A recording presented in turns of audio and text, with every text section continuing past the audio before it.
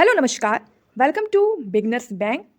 तो अकाउंटिंग की आज हमारी क्लास 4 है और जितने भी हमारे जनरल अकाउंटिंग प्रिंसिपल्स के इम्पॉर्टेंट प्रिंसिपल्स बचे हुए हैं उन्हें आज की क्लास में हम कवर करने वाले हैं। क्लास 3 में हमने अपने अकाउंटिंग प्रिंसिपल्स को स्टार्ट कर दिया था और उसमें 4 से 5 प्रिंसिपल्स को हमने अच्छे से समझ भी लिया है। अब जो बाकी बचे हुए प्रिंसिपल्स हैं उन्हें हम आज की क्लास में कवर कर लेंगे और आज की क्लास में हमारे जनरल अकाउंटिंग प्रिंसिपल्स जो कि बहुत ज़्यादा इंपॉर्टेंट है एग्जाम के लिए कवर हो जाएंगे। तो चलिए लेट नहीं करते हैं, स्टार्ट करते हैं। और अगर आप चैनल पर नए हैं तो लाइक सब्सक्राइब ज़रूर करें।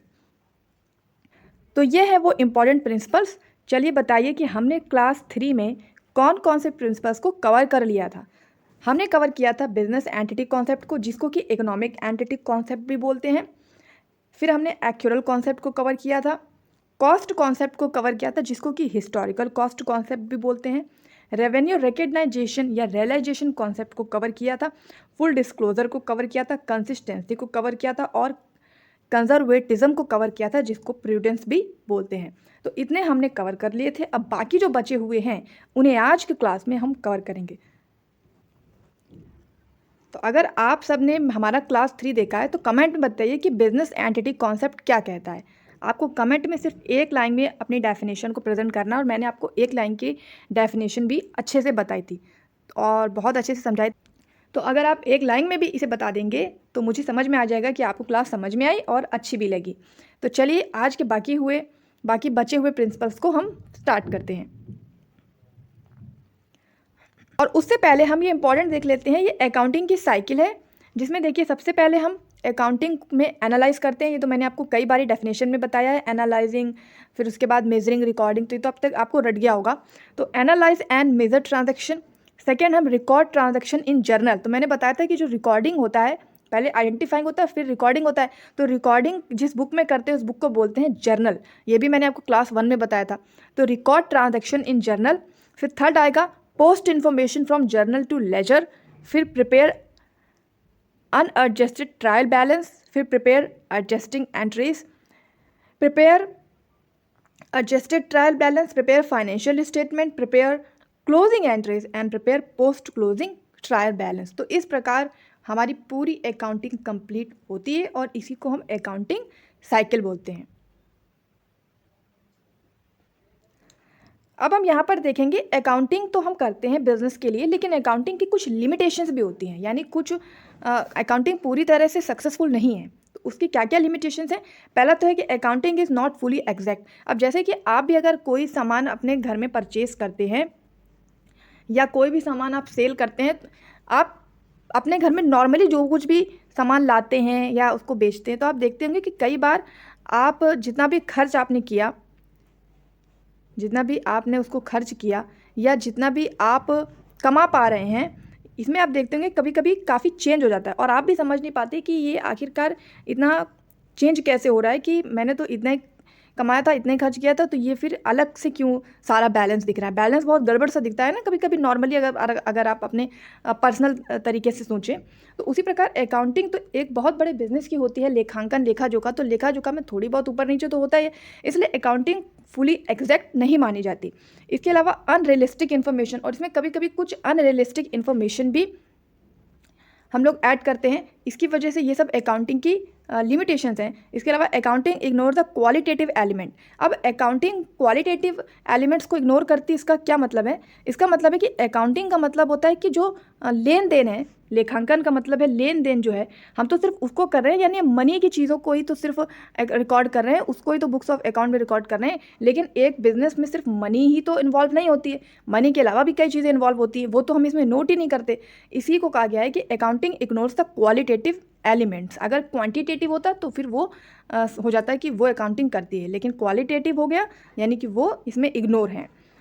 Accounting ignore the effect of price level change. तो ये मैंने अभी आपको बताया था कि जब ऊपर नीचे हो जाता है लेन देन, तो कई बार प्राइस का भी जो इफेक्ट होता है, प्राइस का जो लेवल चेंज होता है, इसको भी अकाउंटिंग इग्नोर करती है। और अकाउंटिंग में लीड टू विंडो ड्रेसिंग, और अकाउंटिंग में जो विंडो ड्रेसिंग है वो होती है। अभी विंडो ड्रेसिंग क्या होती है ये हम आगे आने वाले लेक्चर्स में आपको बताएंगे। अभी आप समझ लीजिए कि अकाउंटिंग में लीड टू विंडो ड्रेसिंग।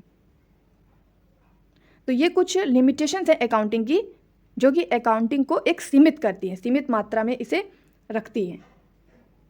अब हम देखेंगे अकाउंटिंग के कुछ इंपॉर्टेंट फंक्शंस, ये बहुत इंपॉर्टेंट है। फंक्शंस क्या क्या, वैसे मैंने आपको पहले सेकेंड क्लास में बताया था कुछ इंपॉर्टेंट फंक्शंस, लेकिन यहाँ पर एक बार इसे फिर से देख लेते हैं। जैसे कि मेंटेनिंग सिस्टमेटिक अकाउंटिंग रिकॉर्ड, तो रिकॉर्डिंग तो अकाउंटिंग का मेन काम है, हर चीज़ रिकॉर्ड करना तो अकाउंटिंग कहलाता है। तो जो रिकॉर्डिंग है वो सिस्टमेटिक तरीके से हो, मेंटेन हो, उस ये मेन फंक्शन हो गया अकाउंटिंग का। इसके अलावा प्रिपेयर ऑफ फाइनेंशियल स्टेटमेंट, अब वित्तीय लेखा जोखा तैयार करना, उसकी प्रिपरेशन करना, ये भी अकाउंटिंग का मेन काम है। मीटिंग लीगल रिक्वायरमेंट, अब जितनी भी लीगल चीज़ें हैं उन्हें भी अकाउंटिंग के थ्रू ही किया जाता है, क्योंकि बिजनेस में आप जो भी कर रहे हो तो वो सब आप लिखते हो, उसको रिकॉर्ड करते हो, तो वो लीगली भी उस चीज़ में काम आता है, क्योंकि पैसों का लेन देन होता है, उसमें लीगल प्रॉब्लम्स भी आती है, तो उसमें अकाउंटिंग हेल्प करती है। तो मीटिंग लीगल रिक्वायरमेंट्स, इसके साथ कम्युनिकेटिंग फाइनेंशियल इन्फॉर्मेशन, और जो फाइनेंशियल इन्फॉर्मेशन है उसे कम्युनिकेट करने का काम करती है अकाउंटिंग। तो ये तो अकाउंटिंग की डेफिनेशन में भी आपने लास्ट में पढ़ा था कि एक कीवर्ड था लास्ट वाला, कम्युनिकेटिंग। और फिर है असिस्टेंट टू मैनेजमेंट, और ये हमारे मैनेजमेंट को असिस्ट करती है कि मैनेजमेंट को क्या क्या करना है बिजनेस में, आगे किस प्रकार बिजनेस को इंक्रीज़ करना है, या किस प्रकार बिजनेस में कोई प्रॉब्लम है तो उसे सॉल्व करना है, इसमें भी अकाउंटिंग हेल्प करती है। तो ये सारे अकाउंटिंग के फंक्शंस होते हैं। आई होप कि आप समझ गए हैं।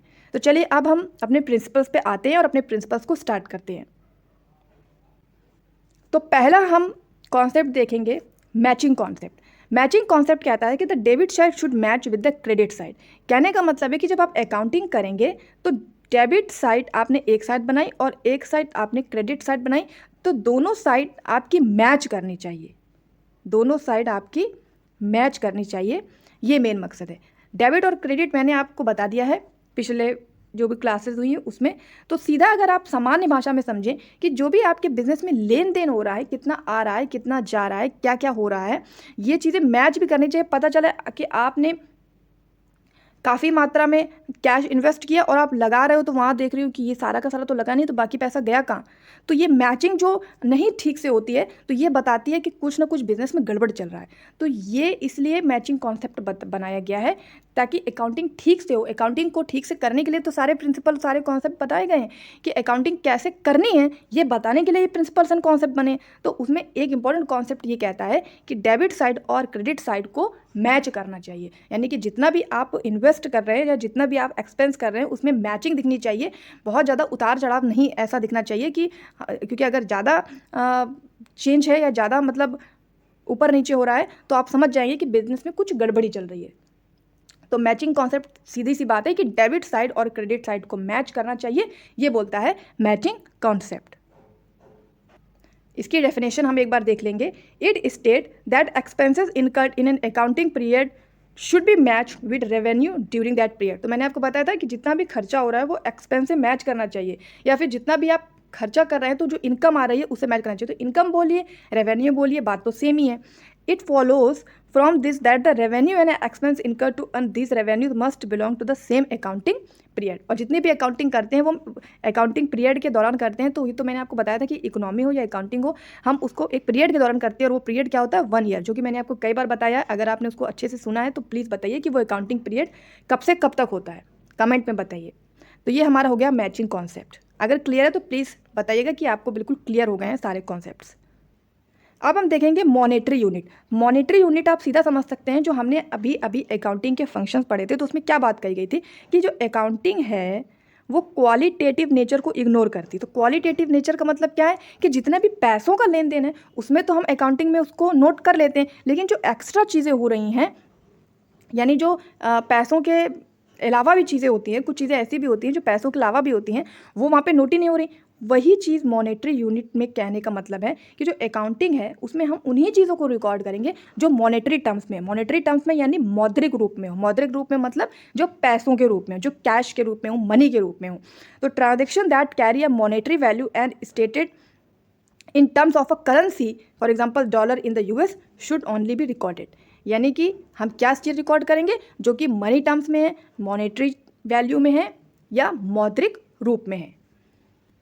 तो मनी मेजरमेंट कॉन्सेप्ट की सीधी सी डेफिनेशन है, the concept of money measurement state that only those transactions and happening in an organisation which can be expressed in terms of money such as sale of good और payment of expenses और receipt of income etcetera are to be recorded in the books of account. तो मैंने जो अभी आपको बताया बिल्कुल simply वही बात इस डेफिनेशन ने बोल दी कि हम अकाउंटिंग में जो भी चीज़ें बुक्स ऑफ अकाउंट में रिकॉर्ड करेंगे वो मनी के टर्म्स में होनी चाहिए, वो मुद्रा के रूप में होनी चाहिए, वो मॉनेटरी वैल्यू में होनी चाहिए। यही होता है, यही बोलता है मनी मेजरमेंट कॉन्सेप्ट।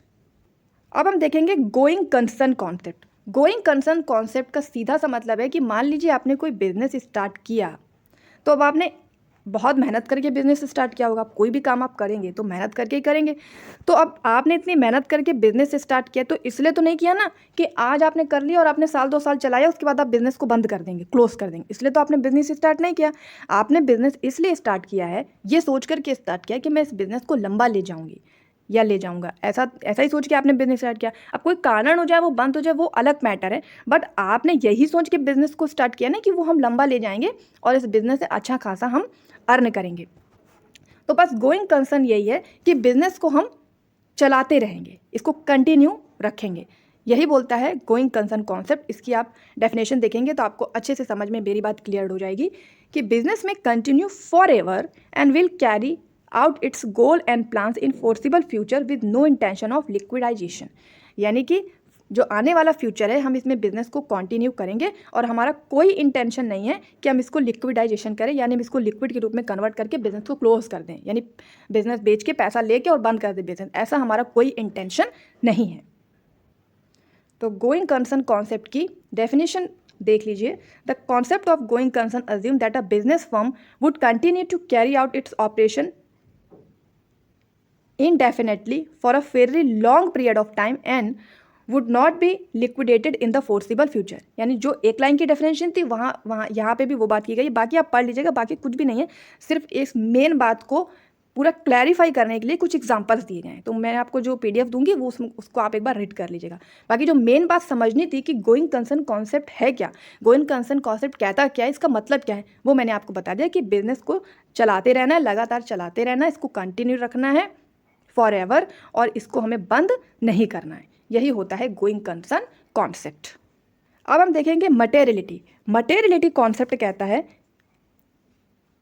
कि the information which will have a material effect should form a part of the financial statement. यानी हम अकाउंटिंग में सिर्फ मटेरियलिस्टिक चीज़ों को ही रिकॉर्ड करेंगे, जो मटेरियलिस्टिक इफेक्ट हैं फर्म के, उन्हीं को फाइनेंशियल स्टेटमेंट का पार्ट बनाएंगे, बाकी किसी भी चीज़ को नहीं बनाएंगे। हम उसी इन्फॉर्मेशन को अपनी अकाउंटिंग में रिकॉर्ड करेंगे जो कि मटेरियलिस्टिक है, यानी जिसका मटेरियल इफेक्ट है। यहाँ पर आप देख सकते हैं the concept of materiality require that accounting should focus on material facts, effort should not be wasted in recording and presenting fact which are immaterial in the determination of income. यानी जो immaterial चीज़ें हैं, जो materialistic चीज़ें नहीं हैं, उन्हें हम अकाउंटिंग में वहाँ पे फोकस नहीं करेंगे। अब मटेरियलिस्टिक तो आप समझते होंगे जो भौतिक चीज़ें हैं, यानी कि जो इमटेरियल है, यानी किसी का मान लीजिए इमोशन है, दैट इज़ इमटेरियल, तो वो चीज़ें हम अकाउंटिंग में रिकॉर्ड नहीं करेंगे, हम रिकॉर्ड करेंगे सिर्फ मटेरियलिस्टिक चीज़ें। वैसे भी बिजनेस एक भौतिक चीज़ है, एक फिजिकल एक्सिस्टेंस है बिजनेस की, तो बिजनेस में जो भी चीज़ें हम रिकॉर्ड करेंगे वो मटेरियलिस्टिक ही होनी चाहिए। यही होता है मटेरियलिटी कॉन्सेप्ट। और इसी के साथ हम यहाँ पर देख लेंगे ऑब्जेक्टिविटी कॉन्सेप्ट।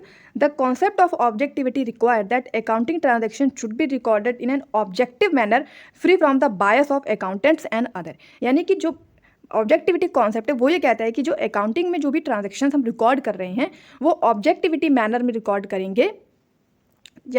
और ये ज़रूरी क्यों है? This can be possible when each of the transaction is supported by verifiable documents and vouchers.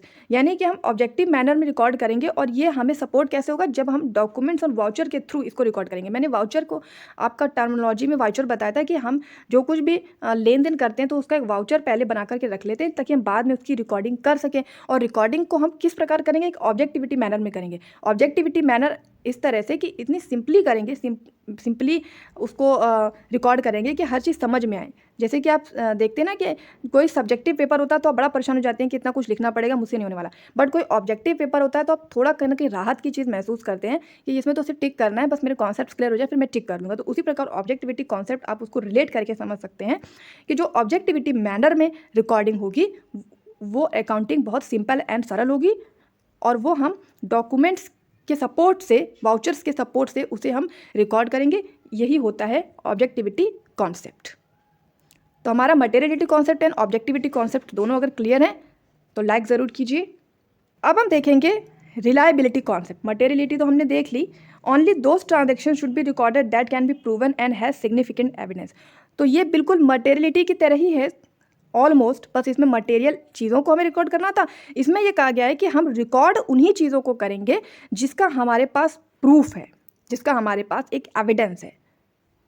Reliability यानी जो रियल में है ना, अब रियल में कोई चीज़ होगी तो उसका प्रूफ होगा, तो जिसका प्रूफ होगा हम उसको ही रिकॉर्ड करेंगे, बाकी किसी चीज़ को रिकॉर्ड नहीं करेंगे, केवल उन्हीं ट्रांजैक्शन को हम रिकॉर्ड करेंगे जिसका प्रूफ होगा। यही होता है रिलायबिलिटी कॉन्सेप्ट। आप इसको ऐसे समझ सकते हैं बहुत ही आसान तरीके से कि जैसे मान लीजिए कोई भी आपके बिजनेस में ट्रांजैक्शन हुआ, यानी कोई लेन देन हुआ, तो आप सबसे पहले जब ट्रांजैक्शन करेंगे तो उसका एक एविडेंस और उसका या वाउचर के रूप में या किसी भी स्लिप के रूप में रख लेंगे और बाद में उसे रिकॉर्ड करेंगे। तो जो ट्रांजैक्शन आपके पास जो एविडेंस है उसी को तो आप रिकॉर्ड कर पाओगे। सीधी सी बात है, अगर आपके पास वाउचर ही नहीं है तो आप कहाँ से रिकॉर्ड करोगे?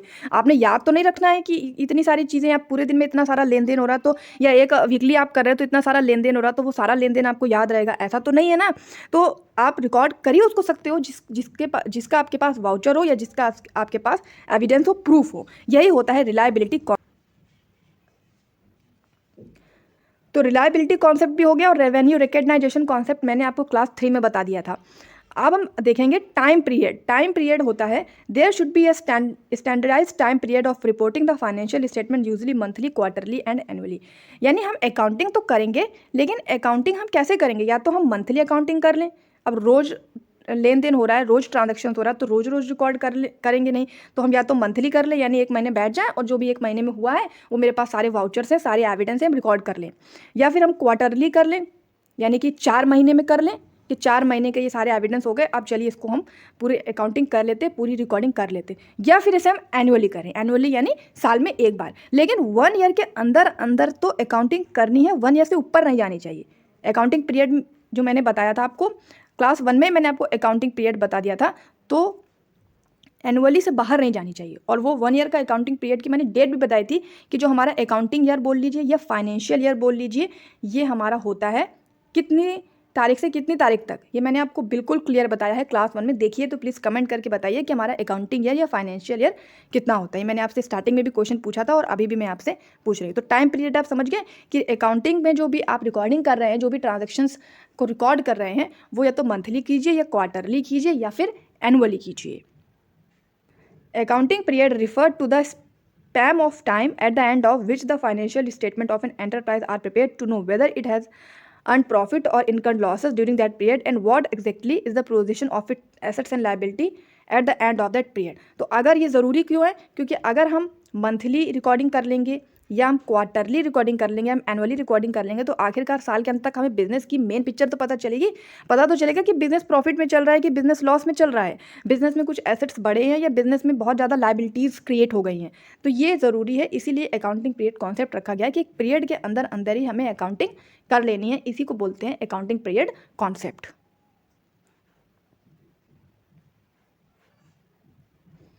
अब हम देखेंगे डुअल एक्सेप्ट कॉन्सेप्ट। ये तो बहुत ही सिंपली है और आप आसानी से समझ जाएंगे कि dual aspect is the foundation और basic principle of accounting. It provide the very basis of recording business transaction into the books of account. This concept is that every transaction has a dual and two fold effect and should therefore be recorded at 2 places. जैसे कि आप समझिए, जैसे आप bank में जाते हैं तो बैंक की आपने पासबुक अगर कभी भी देखी हो तो आपने देखा होगा कि उसमें 2 साइड्स होते हैं, 2 साइड बने होते हैं। एक तरफ जो भी आप जमा करते हैं ना, वो सारा, जैसे मान लीजिए आज आपने 500 रुपये जमा किए तो ये वहाँ पे रिकॉर्ड कर देते हैं, और मान लीजिए 1 हफ्ते बाद आप यहाँ से 300 रुपये निकाल लिया आपने, तो वो अलग वाले कॉलम में होता है। यही होता है डुअल एक्सपेक्ट या डुअल कॉन्सेप्ट। क्योंकि आप अकाउंटिंग में जो भी करेंगे तो उसको डुअल एक्सपेक्ट में करेंगे। अब ऐसा नहीं करें कि आपने एक कॉलम बनाया, इसी में आपने जो भी आप डाल रहे हो वो भी रिकॉर्ड कर लिया, जो आप निकाल रहे हो वो भी रिकॉर्ड कर लिया। इससे बड़ा कन्फ्यूजन होगा, और आप जब लास्ट में चेक करेंगे क्वार्टरली बेसिस पे या मंथली बेसिस पे या एनुअली बेसिस पे, तो आपको बहुत कन्फ्यूजन होगा और कुछ भी समझ में नहीं आएगा। इसीलिए डुअल एक्सेप्ट कॉन्सेप्ट बनाया गया है कि डुअल एक्सपेक्ट कहते हैं कि जो भी अकाउंटिंग करेंगे, जो भी ट्रांजेक्शन को आप अपने बुक्स ऑफ अकाउंट में रिकॉर्ड करेंगे, वो डुअल एक्सपेक्ट पे करेंगे। और ये तो मैंने आपको बताया था कि एसेट्स क्या होता है, इसकी मैंने आपको स्टार्टिंग में ही ये पूरी इक्वेशन बताई थी कि asset is equal to liability plus capital, या कैपिटल बोल लीजिए या ओनर की इक्विटी बोल लीजिए, ओनर की जो पूंजी होती है। अब ये एसेट तो संपत्ति होती है, संपत्ति में ओनर की कैपिटल इक्विटी तो आएगी, लायबिलिटी आती है। ये कैसे? देखिए, जो एसेट है, एसेट मतलब प्रॉपर्टी, संपत्ति, तो उसमें कैपिटल तो आ रही है, लेकिन जब आप उधार उसको रखेंगे, क्योंकि आप उधार मान लीजिए आपके ऊपर है, आपके पास बहुत सारी संपत्ति है लेकिन आपके पास उधार भी है, तो उधार आपको देना तो आप ही को है ना, कोई और तो देगा नहीं। इसीलिए उसको हम एसेट में रखते हैं कि ये आपकी ही देनदारी है, तो ये आपके ही एसेट्स के अंदर भी आती है। इसीलिए asset is equal to liability plus capital equity. और एक बहुत इंपॉर्टेंट हम यहाँ पे देखेंगे, सब्सटेंस ओवर फर्म। ये टर्म बहुत ज़रूरी है और इससे रिलेटेड क्वेश्चन बनता है कि it is an accounting principle use to ensure that financial statement give a complete relevant and accurate picture of transactions and events.